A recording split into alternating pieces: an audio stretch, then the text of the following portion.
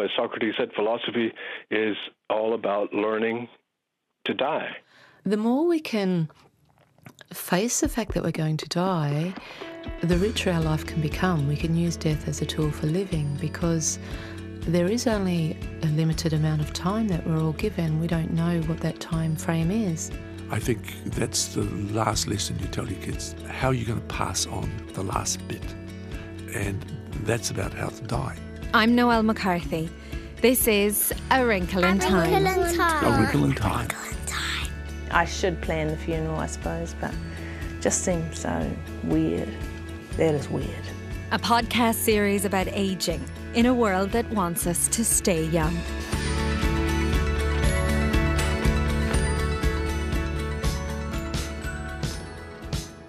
It's the final episode, and there was only ever one place we were going to end up. 5 to 1, baby, 1 in 5. No one here gets out alive now. I'm afraid of dying, and I think everybody is. I'm really afraid of not being here anymore. And I do that existential thought quite a bit when we're driving around the country. I'm thinking, this was all here before me, and this will all be here after me. And there's a part of me that can't bear it, that the world will just carry on being the world when I'm not in it.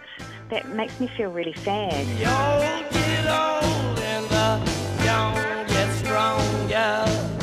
You have to know when is the time, and you've got to be prepared for that. And it's the next best and biggest adventure you'll ever have. We've spent the last 5 episodes exploring the ageing process and the impact of living for longer than at any time in our history. You still have to live your life and have a good life. I think the great thing about getting old is that my wife is still beside me, and we will grow old together to the day that one of us passes away.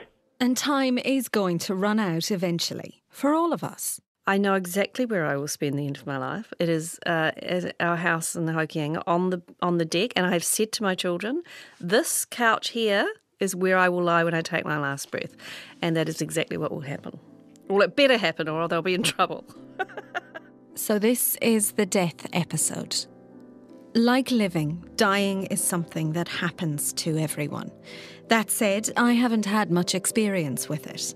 Growing up, my mother kept photos of our dead relatives on mass cards above the television. They watched me every day while I watched Home and Away. She also made me kiss my grandfather in his casket. His skin felt waxy and he looked very handsome, like himself, but absent. Where did he go? I don't know. Where will I go? Where will we go? Honestly, I hadn't given much thought to it. The prospect feels distant. I hadn't thought about an afterlife, or about how I want to die, or about what I would like to happen beforehand. Not until I started asking other people for this episode. I learned I'm not alone in this. Death can seem like an abstract idea until it affects us directly. I guess when you get a terminal diagnosis, you have conversations with people that you've never ever had before. Helen Kelly is in her early 50s. A former head of the Council of Trade Unions, she was diagnosed with terminal lung cancer last year. And so, you know, I've had conversations with people about dying, and I'm very upfront with people that that's what's happening to me. And people are shocked by that, you know, that you can be so open about it. So I say things like, oh, well, I won't be here for the next election anyway. You know, I mean, things like that, which people are a bit like, it's pretty out there. In this age of increasing longevity, where the next big anti-ageing breakthrough may be just around the corner, you can see why death isn't something we're overly keen to talk or even to think about too much. It wasn't always like this. Most civilizations throughout history looked on death as the teacher of life and gave us ways of thinking about it. Advances in medical science, along with the decline of religion, though, have given us a very different relationship with our mortality. How has this affected our understanding of what it means to be human?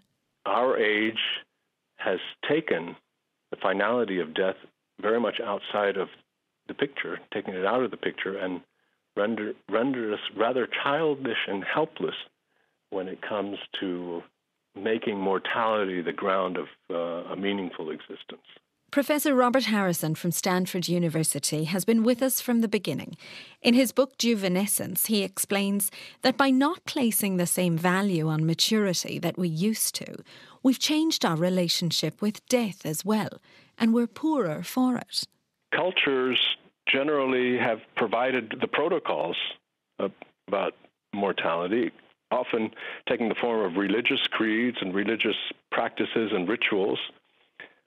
Philosophy, going back to Plato, as Socrates said, philosophy is all about learning to die while one lives, so that living becomes a flowering into the moment where death comes as the culmination and fulfillment of life rather than its mere termination.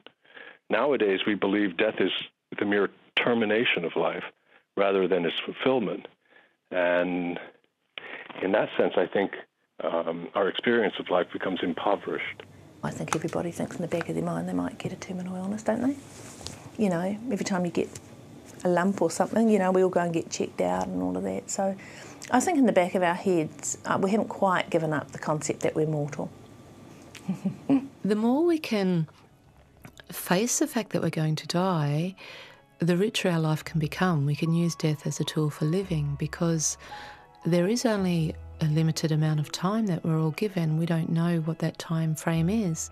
Bronnie Ware is an Australian nurse.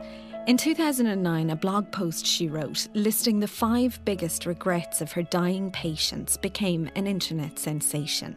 It's a best-selling book now in 27 languages.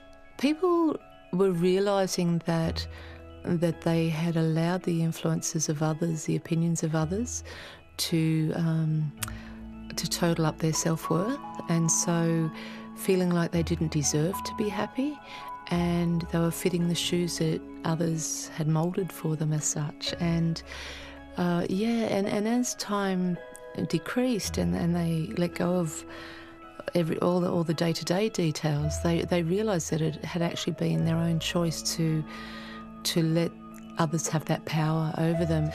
But it is a choice, and this is something that was repeated to me time and again, that why did I let that person have that power over me, or why didn't I let myself take that holiday? Why did I stay in this, awful marriage for 50 years and never get to travel? So they were all choices that came down to people not letting themselves be happy. I'm a pretty optimistic person and I make the best of the circumstances. So I'm hoping that, I will keep living until I die, that there'll be a very sudden change, and that during that time I'll be able to do some of the things I like. I can't do everything I like now. I've lost some of the capacity to walk. I used to do a lot of exercise, can't really walk very far at all. So I've already lost some of the stuff that, I like doing. I miss not ever being well. Yeah, that's I'm having a great time. We call this this period of time. I've been sick for a year, the cancer party, because just people are coming to see us, and it's amazing. This generosity of New Zealanders and of my friends and family has been incredible, which would never have happened. We've all connected with each other and stuff like that. The regrets that Bronnie collected were straightforward. I wish I'd let myself be happier. I wish I hadn't worked so hard. I wish I'd lived the life I wanted. I wish I'd expressed my true feelings. I wish I'd stayed in touch with friends. So why does she think they struck such a chord with people? The blog itself is very honest and very simple, because there wasn't that forethought of how it would be received. And I think it's perhaps all of that, the honesty, the simplicity, but mostly that it gives people permission to actually make some changes. And it's wisdom that's come from people who are at the end. As I lose friends, and I have in the last few years lost a lot of friends in their 50s and 60s and 70s, friends and family, I realise how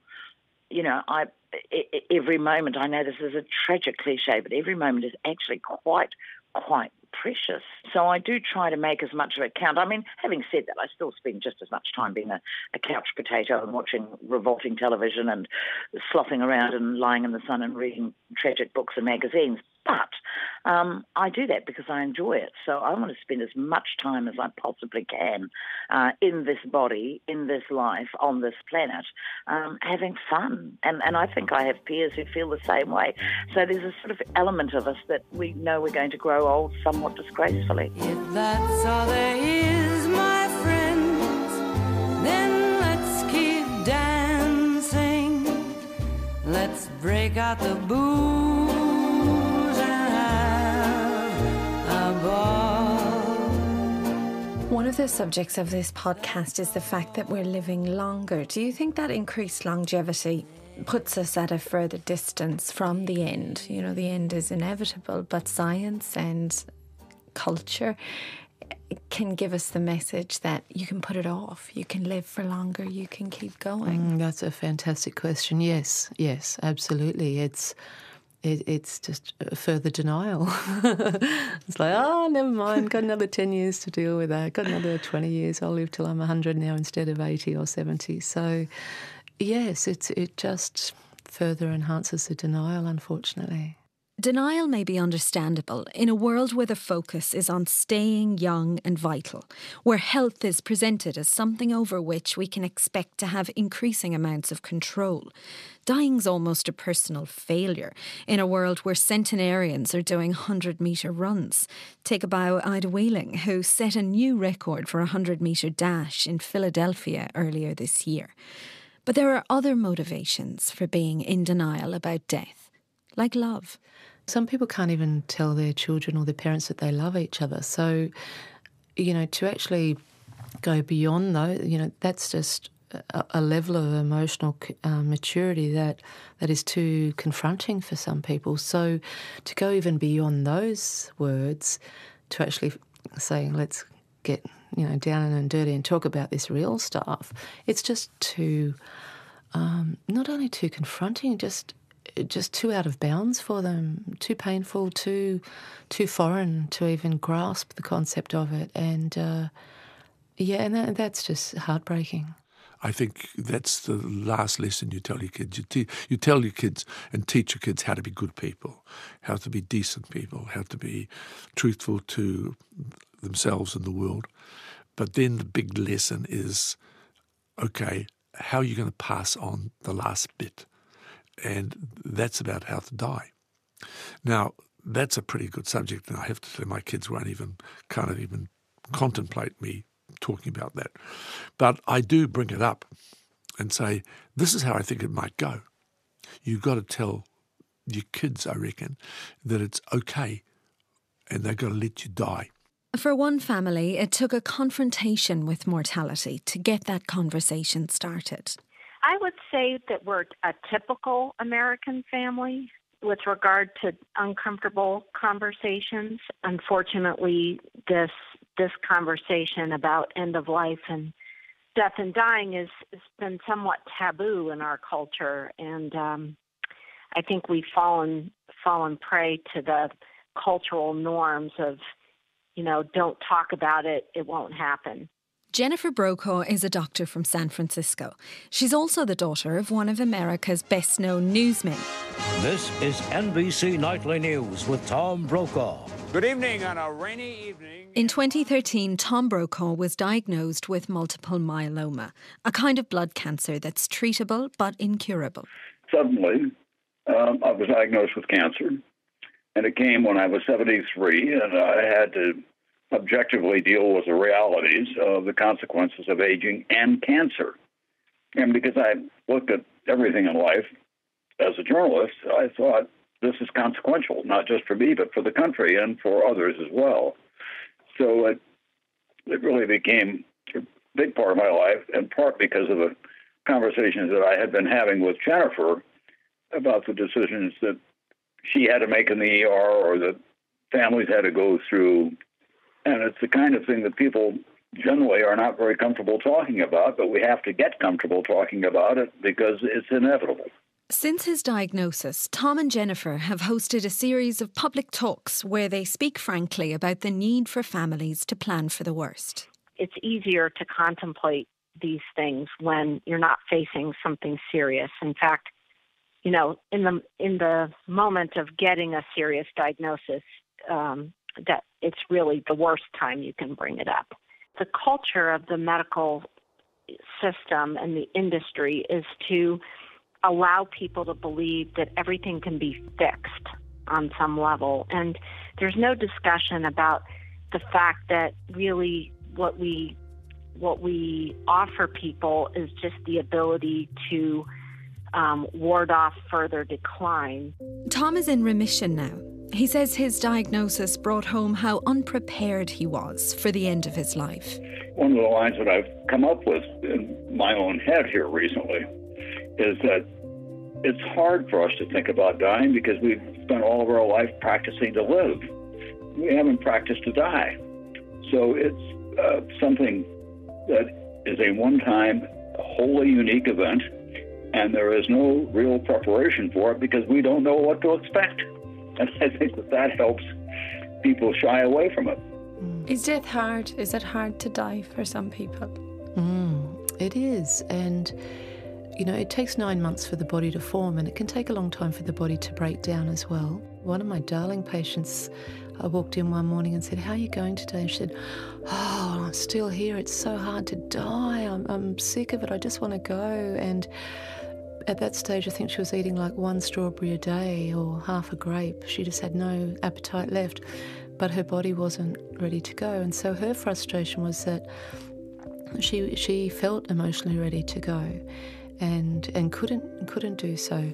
But then there's others whose bodies are deteriorating and they're still, you know, talking about future plans and holidays and what they're going to do when they in the next few weeks and ordering new clothes that they're never going to wear.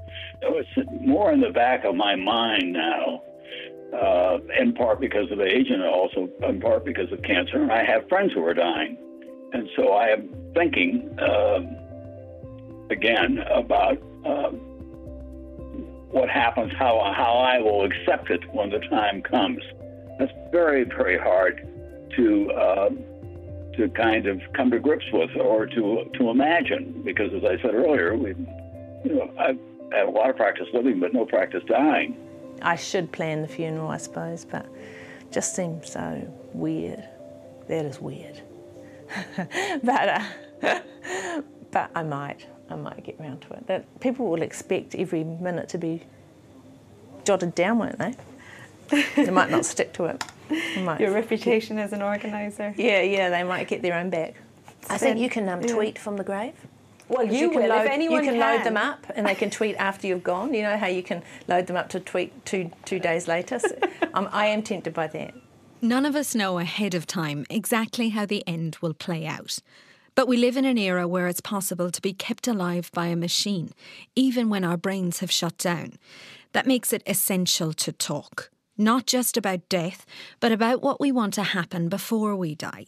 Living wills or advance directives communicate a person's wishes if the point comes when they're no longer able to talk. They're a way of lessening worry about losing control of decisions towards the end of life.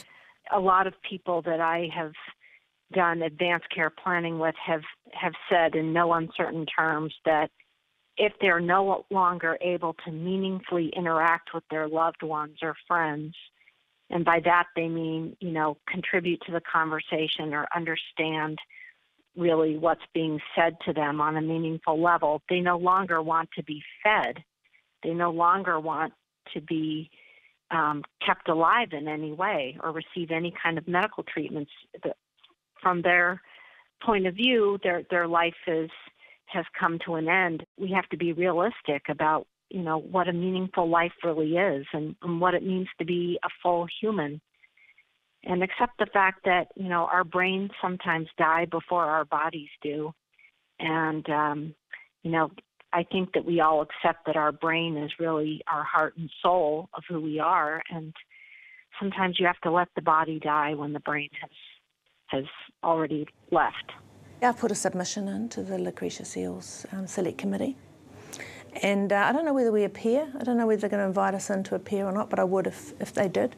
Helen Kelly has made a submission to the Health Committee on Voluntary Euthanasia in New Zealand, which was set up after the death of lawyer Lucretia Seales. Lucretia Seales had a brain tumour and fought in court for the right to be able to die at a time of her own choosing. She lived long enough to hear that the courts had denied her request. It's a funny thing because I really believe in it, and I think it's it's about maturity and being able to do it properly. I know there's big challenges. It's a huge ethical issue, and I'm not downplaying that. And I don't resent people who have a different view than me on this issue. I think it's a really, hard issue, but I know that you can get a regime that works, and I know that most people don't use it, and I think I probably wouldn't use it in the end, but having it available would be such a relief to know that if it really gets bad, and there's proper safeguards in place, that you could, exit early, if you're exiting anyway. Given the size of the ageing population globally and the projected massive costs of healthcare for that population, especially in the years immediately before death, when the chronic diseases associated with ageing, like dementia, set in, as well as the moral and philosophical arguments around whether it's right to prolong human suffering, assisted dying and/or voluntary euthanasia are subjects that are going to require continued thought and debate, not just in New Zealand, but all over the world. It is beginning to be part of the discussion about healthcare, not just the financial cost, but the emotional cost and how it tears up families, even those families that have some kind of an agreement before them. It's extremely pressing and not being talked about at all.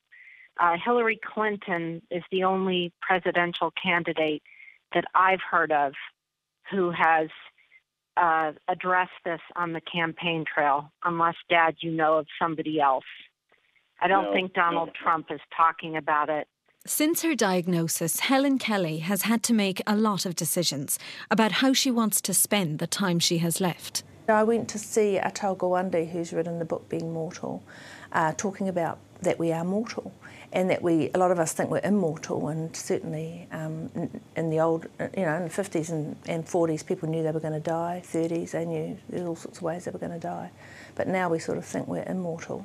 Atul Gawande is a doctor and a staff writer for The New Yorker.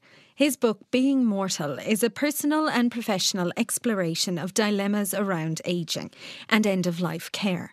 He spoke at the Auckland Readers and Writers Festival last year in conversation with David Galler, a specialist from Middlemore Hospital ICU. The room's packed, Atul. This book has been an astonishing success. Have you been surprised by that? Shocked. So it's a difficult book. By chapter 2, I'm telling you about all the ways in which things go wrong in your body, from the way your brain is shrinking inside your head to the fact that, by the time you're 40, the light is already fading that gets to your retina, and how your teeth fall apart. And, I interviewed about 200 patients and families about their experience with aging and terminal illness. And then interviewed scores really, of palliative care specialists, nursing home aides, hospice workers. And there were some people who were very good at knowing how to talk about these situations. And what they helped me understand was that everybody has priorities besides living longer. The great mistake we make in medicine is that, and in society, is that we don't necessarily recognize that people have priorities in their life besides living longer. Atul Gawande paints a very important picture that doctors can overtreat you and make you sick, and that if you've only got a little while to live, that period of time could be much more pleasant without the treatment. It doesn't make that much difference, and you can be kept well and talk to people and say goodbye to people and participate in things while you're still alive. And those are the conversations that I'm having with my doctors now. It's always a toss-up. What would this do to me? What can I do? How would it work? As someone who knows that she's dying, Helen Kelly has a different perspective on ageing. I would have liked to have gone into Parliament at some point. I obviously thought I'd outlive my mother. I think everybody thinks about their old age, but I don't think anybody takes it for granted. That must be hard for your mother, is it? Oh, yeah. Do you have those conversations with her? She knows what's going on, but she doesn't want to have those conversations, yeah. But there are people who do want to have those conversations. My mum lives in a rest home, and so I regularly go there and talk to everybody around and all that. It's a massive place. But the conversations have always been more superficial. Now they've got a place to open with me, because they know who I am. And we have these amazing conversations, and we talk about where they are, because they're in a rest home, and where would they like to be. They're very interested in cannabis because they're sore, and honestly, they can't cope with those strong pain relief. And their children have told them, you should be taking cannabis, So they're saying, where are you getting the cannabis from? Helen's illness has turned her into a campaigner for medical use of cannabis. I've got tumours. In fact, I've just been told why my hip is so sore. It's got it growing like crazy. And it works. It just eases the pain. And, some people say it's got medical benefits as well in terms of anti-inflammatories and things like that. Maybe that's why it works, actually. But I'm taking it for pain. Maybe it's not surprising that Helen Kelly is having deeper conversations with older people since her diagnosis. Old age brings us closer to the end of life, and maybe there's a shared fraternity between those of us looking death in the face. It's a hard reality to engage with, unless it's one's own reality, or should that be until it's one's own reality. But the popularity of books like Being Mortal and Regrets of the Dying illustrates the hunger we have to engage with death and the vacuum that exists around the subject now compared to other times in history. We are the beneficiaries of a highly successful set of institutions and a political order, social order, as well as scientific revolutions that have enabled us to go on enhancing our lives and benefiting from the increasing youthfulness that the society confers upon us. The danger, in my view, is that one forgets the lessons of maturity and adulthood, and above all, what it means to become responsible for one's own mortality, where death is indefinitely deferred. It can very easily disappear from the horizon of one's lived experience, and one finds that when the time comes, one is like a child vis-a-vis this irreducible fact of human existence, which is death. By denying the inevitability of what's to come, you can sort of cruise along and think you've got all the time in the world, or you just don't realise just how precious the gift of time is until you're exposed to death through family or friends or someone close, or through your own terminal illness. And what comes next, if anything? I've thought about my, reasons for being an atheist a lot in my life and talked about it. Obviously, it's the sort of thing you debate and stuff. And, that's just what I believe. I'm an atheist, I don't believe in any further life or super being or anything. And nothing's going to change that. I was raised Catholic, so I grew up with a belief that I'd go to heaven. Where that might be or what that might look like, I don't know. Like I said at the start, I don't really think about it. When it comes to my own death, I've tried to keep a mental balancing act going while making this series. On the one hand, death is useful at pulling life into focus. It's so much easier to pay attention, to enjoy every moment when you think about not being here. On the other hand, I'm a bit like Michelle at the beginning of this episode, overwhelmed by existential sadness at the thought of a world that will keep turning without me in it. But I'm part of the world now, and that connection makes the thought of death less scary. The force that through the green fuse drives the flower, drives my green age, that blasts the roots of trees is my destroyer. And I am dumb to tell the crooked rose my youth is bent by the same wintry fever. Dylan Thomas was only 19 when he wrote those lines. He died when he was only 39. Aging is part of living, so is dying. And life is what we know. Even if the best is yet to come and heaven is waiting, life is home. It's the biggest leap we take, stepping out of it. I mean, a lot of people say, how are you? And you'll say, oh yeah, I'm all right and I'm doing okay. And they'll want you to tell them that you're going to get better. They'll say, but you're going to be all right, aren't you? And it's just not right to say, yeah, I'm going to be fine. So I do say, not really, but I'm all right at the moment, and they leave it at that. But it's interesting. They want a reassurance that I'm onto it.